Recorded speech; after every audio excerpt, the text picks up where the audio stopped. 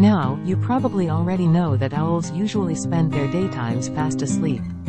But as soon as it gets dark, out they come from their roosts, with a hoo hoo hoo hoo, to hunt for their favorite foods, like insects, frogs and mice.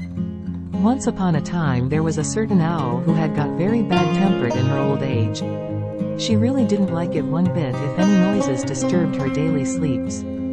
One sunny afternoon, she was having a lovely sleep in her roost, inside a hollow tree, when something woke her up. It was actually a happy grasshopper song, which sounds a bit like chirping. But to her it sounded awful.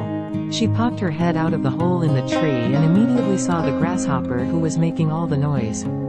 "Go away at once," she ordered the grasshopper. "Please have some manners and let an old owl sleep in peace." The grasshopper stopped his chirping for a moment and said that he had every right to chirp where he liked. After all, that's what grasshoppers do. So he started chirping again, only this time, even more loudly than before.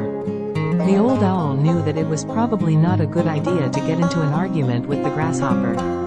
It was daytime, after all, and she couldn't see him that well as owls' eyes work best at night.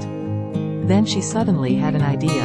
"Well, lovely cricket," she said, in a kind voice, "I suppose I'm wide awake now, and do you know, after a little while your chirping is starting to sound quite beautiful to me. So, I shall perch here and enjoy your lovely singing. Oh, I've just remembered that here in my hollow tree I've got some delicious nectar. I believe it will make you sing even more beautifully than any grasshopper who has ever lived.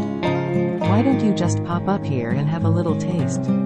Oh dear, the foolish grasshopper believed every word, and he was very flattered to think his singing might be more beautiful than any other grasshopper.